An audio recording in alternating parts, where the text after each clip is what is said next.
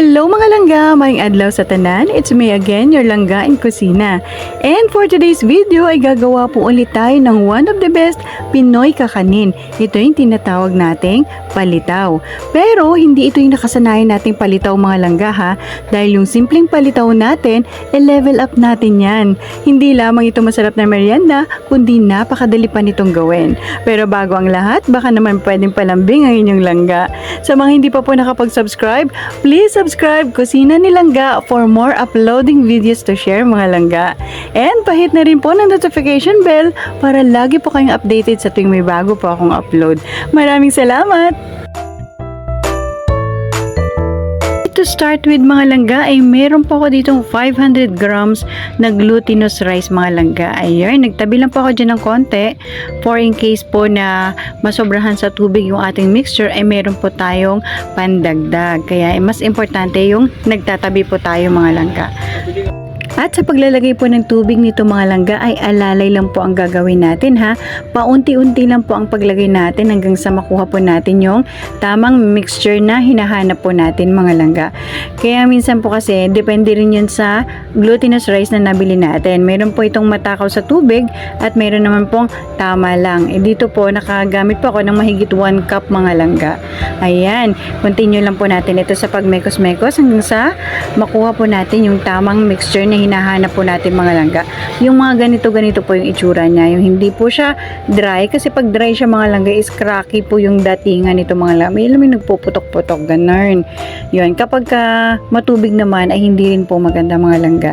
Ayan, at kapag okay na, ito hinati ko lang po ito sa dalawa at ang isa po ay lalagyan po natin ng flavored food color at ube flavor po yung ginamit ko dito mga langga. Ayun, tuloy lang po natin ito sa pagmekos-mekos hanggang sa mag-well combine na po ang mga ito.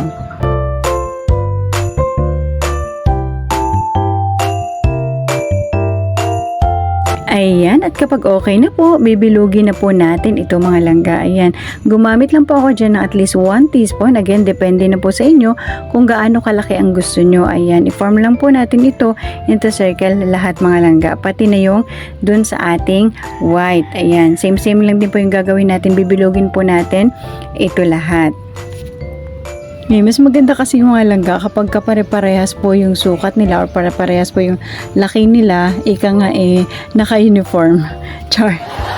Said nga mga langga, kapag sawa ka na sa nakasanayan nating palitaw, ay why not try this one mga langga? Level up palitaw with a twist at sangkap pa. O diba? Maiba naman, ika nga. At sa ating feeling, hindi yung feeling kay crush ikaw naman kinilig ka kaagad. Char.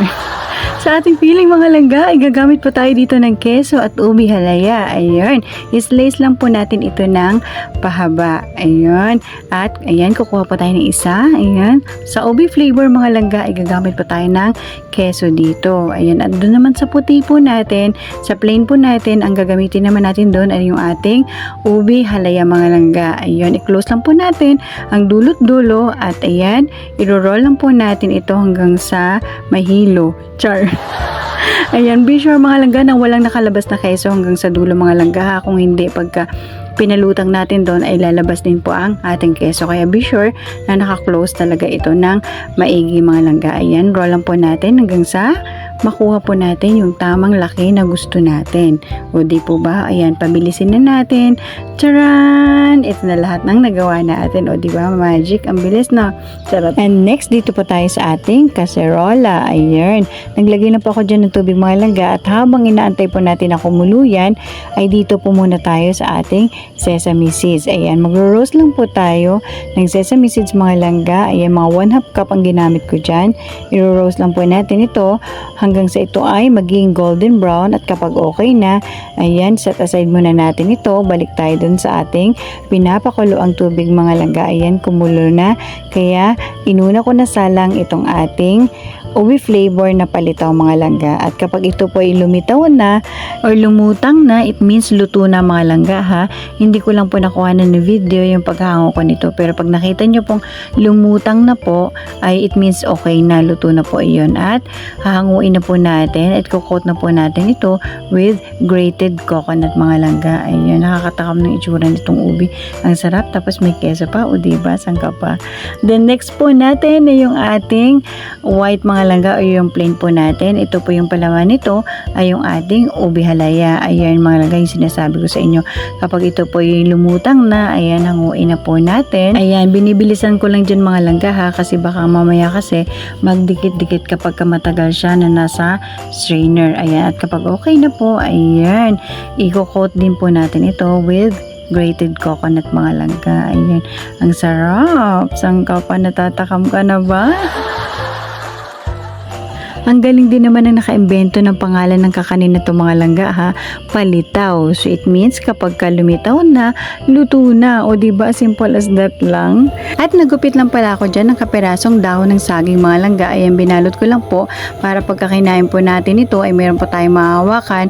At bukod doon ay mas presentable tingnan yung ating palitaw. Ayun. At para po dun sa mga madiskarting nanay po ay pwede po natin itong pagkakitaan mga langga. Pwede po natin itong gawing negosyo. Ayan, kapag mahilig ka, isa kang nanay na mahilig magluto, ayan, pwede po natin itong pagkakitaan mga langga. At sa ating sesame seeds mga langga ay naglagay lang po ako dyan ng 1/2 cup of white sugar. Again, depende po sa inyo kung gaano katamis ang gusto nyo. Pwedeng dagdagan, pwede po nating bawasan. Ngayon, at mas maganda mga langga kapag dinurog muna natin itong ating sesame seeds mga langga ha. Ayun, kapag ready na po, sprinkled on top. And this is it. Ready to serve na po ang ating level up palitaw. And the complete list of ingredients nga pala, again po, nasa dulo po ng ating video. And big love shoutout po sa nag-request nitong level up palitaw na si Mr. Ed's Vlog. Ayan, mabuhay po kayo sir. At maraming salamat po sa palagi niyo pong pagsusubaybay sa aking mamunting kusina. Tara, merienda.